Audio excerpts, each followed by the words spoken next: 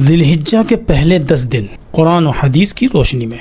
ذی الحجہ اسلامی مہینوں میں ایک نہایت بابرکت اور فضیلت والا مہینہ ہے۔ خاص طور پر اس کے پہلے 10 دنوں کو اللہ تعالیٰ نے بڑی فضیلت عطا فرمائی ہے۔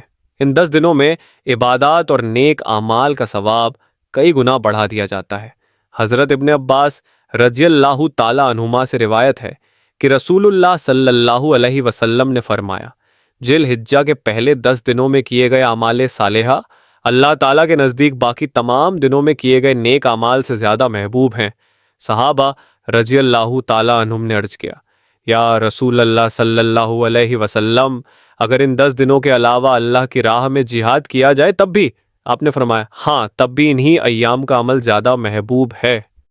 لیلۃ القدر کے برابر ثواب۔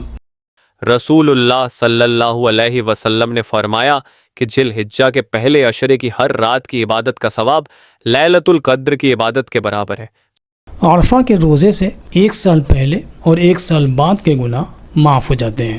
حضرت ابو قتادہ رضی اللہ عنہ سے روایت ہے کہ نبی کریم صلی اللہ علیہ وسلم نے فرمایا، مجھے اللہ تعالیٰ سے امید ہے کہ عرفہ کے دن کا روزہ رکھنے سے 1 سال پہلے اور 1 سال بعد کے گناہ معاف کر دیے جائیں گے۔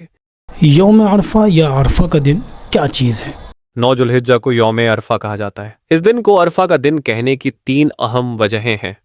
پہلی وجہ یہ کہ حضرت ابراہیم علیہ السلام کو 8 ذی الحجہ کی رات ایک خواب میں دکھایا گیا کہ وہ اپنے بیٹے کو ذبح کر رہے ہیں، تو انہیں اس خواب کے اللہ تعالیٰ کی طرف سے ہونے یا نہ ہونے میں کچھ شک ہوا۔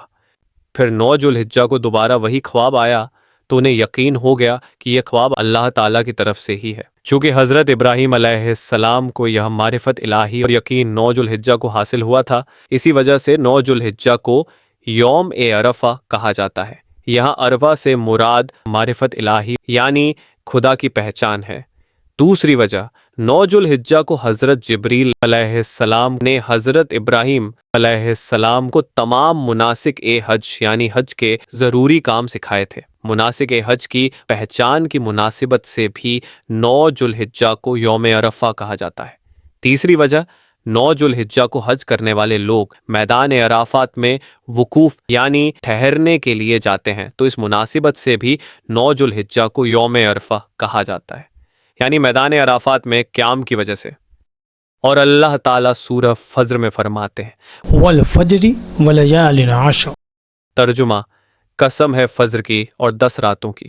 مفسرین کے مطابق یہاں 10 راتوں سے مراد ذی الحجہ کے پہلے 10 دن ہیں۔ علامہ ابن کثیر رحمۃ اللہ علیہ فرماتے ہیں کہ ان 10 راتوں کی قسم کھا کر اللہ تعالیٰ نے ان کی عظمت اور اہمیت کو ظاہر فرمایا ہے، اور اللہ تعالیٰ صرف انہی چیزوں کی قسم کھاتا ہے جو بہت ہی قدر و مرتبہ رکھتی ہیں۔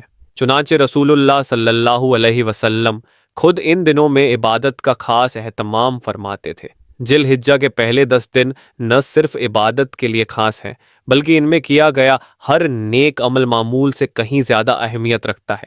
ان دنوں میں عبادت، ذکر و اذکار، روزہ اور صدقہ و خیرات جیسے اعمال کے ذریعے اللہ کی رضا حاصل کرنے کی کوشش کرنی چاہیے، تاکہ وہ ان مبارک دنوں کی برکتوں سے محروم نہ رہے۔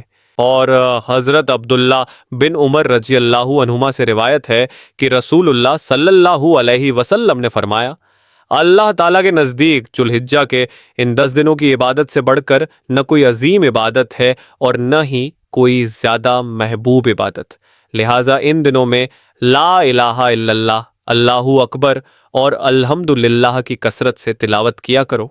ان 10 دنوں کی اہمیت کا اندازہ لگانے کے لیے یہی معلوم ہو جانا کافی ہے کہ یہ دن اور راتیں لیلۃ القدر کے برابر اہمیت رکھتی ہیں، تو جس سے رمضان کی راتوں میں کچھ کمی رہ گئی ہو اسے چاہیے کہ اس موقع کا بھرپور فائدہ اٹھائے، اور اگر رمضان اچھا گزرا ہے تو پھر یہ دن جنت سے جنت الفردوس تک لے جانے کے لیے کافی ہیں، بشرطے انہیں بنا گناہوں کے اور سنت کے مطابق گزارا جائے۔ واللہ المستعان للصواب، اللہ تعالیٰ سے مدد مانگنی چاہیے، وہی بہترین اجر دینے والا ہے۔ وما علینا الا البلاغ۔